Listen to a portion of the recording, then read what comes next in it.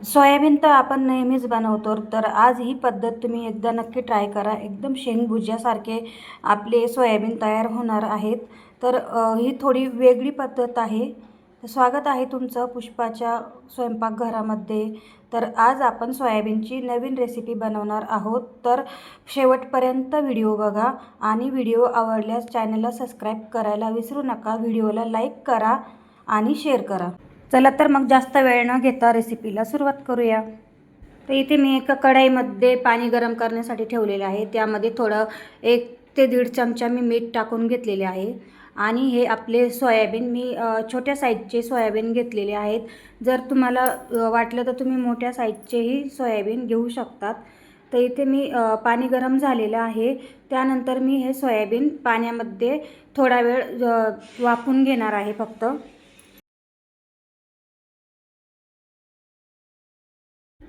हे बघा मस्त असं उकळ फुटलेला आहे आणि सोयाबीनही छान असे वाफून झालेले आहेत. तर मी आता हे सोयाबीन पाण्यातून बाहेर काढून घेणार आहे.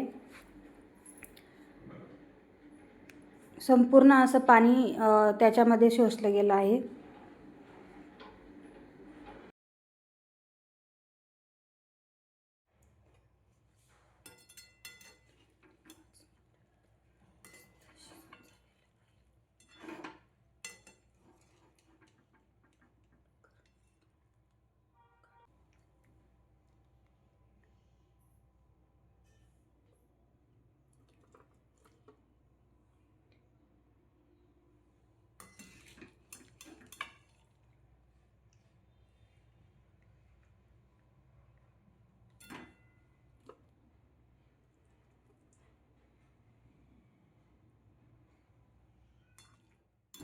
हे बघा सर्व सोयाबीन मी पाण्यातनं बाहेर काढून घेतलेले आहेत.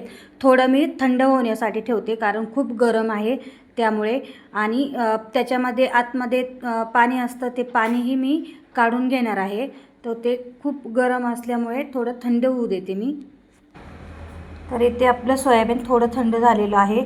तर मी अगदी हलक्या हाताने थोडं पिळून घेणार आहे. थोडं पाणी काढून टाकणार आहे त्याच्यातलं.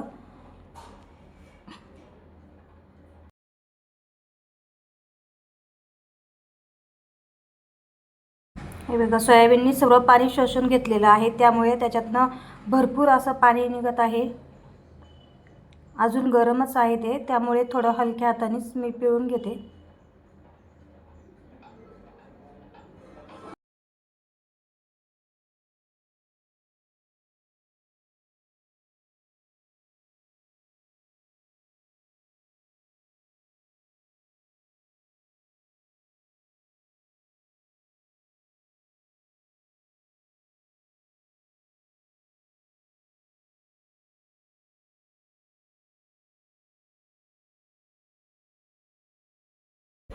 ते बघा एवढ्या एवढ्या सोयाबीनमध्ये भरपूर असं पाणी निघालेलं आहे.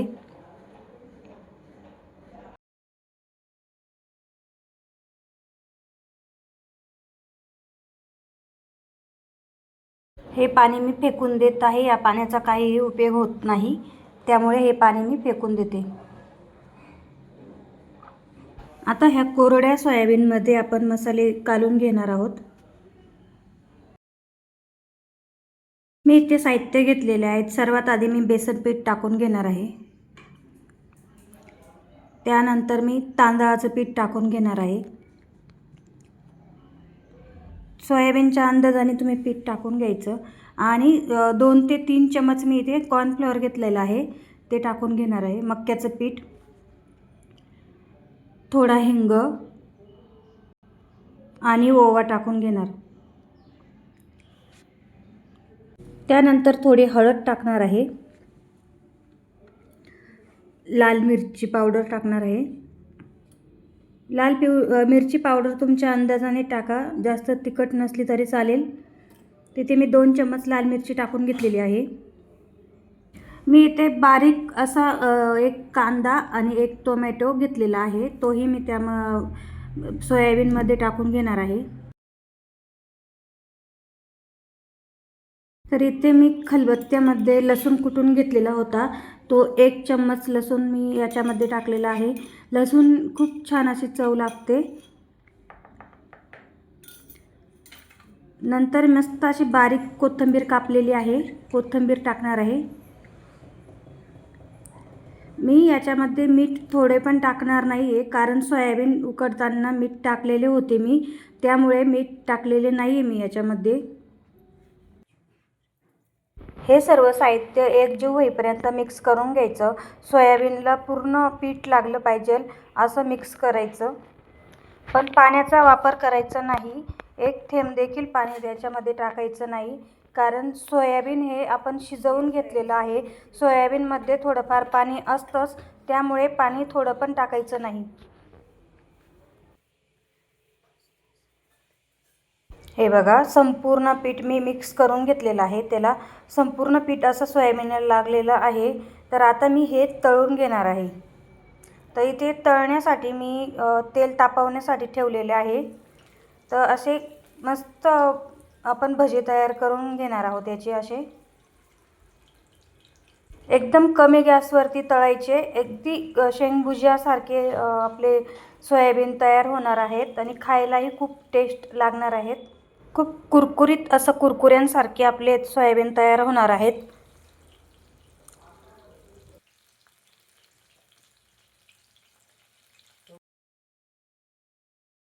हे बघा, एकदम कुरकुरीत असे आपले हे सोयाबीनचे कुरकुरे तयार झालेले आहेत.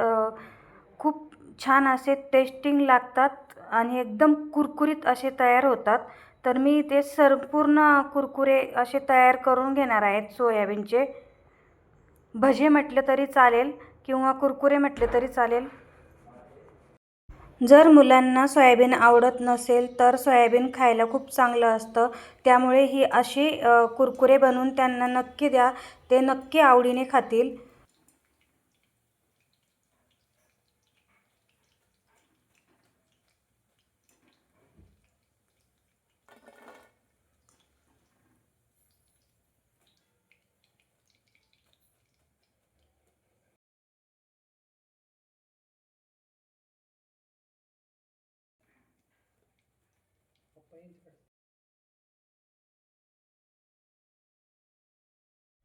अशाच पद्धतीत मी संपूर्ण सोयाबीन तळून घेणार आहेत.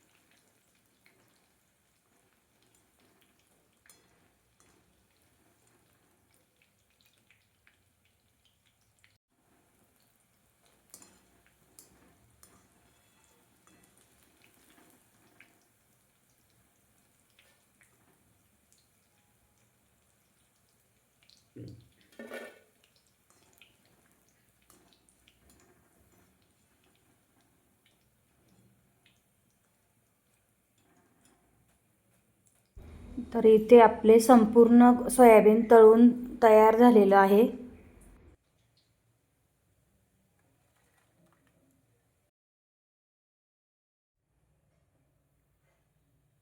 अजून चांगली चव येण्यासाठी याच्यामध्ये मी टाकणार आहे चाट मसाला.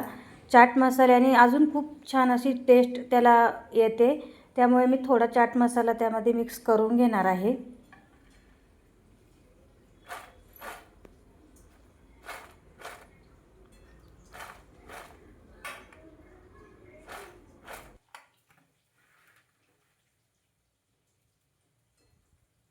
तर मैत्रिणींनो, तुम्हाला ही सोयाबीनची रेसिपी कशी वाटली कमेंट्समध्ये नक्की सांगा. चॅनलला सबस्क्राईब करायला विसरू नका. व्हिडिओला लाईक करा आणि व्हिडिओ पूर्ण वॉच करा.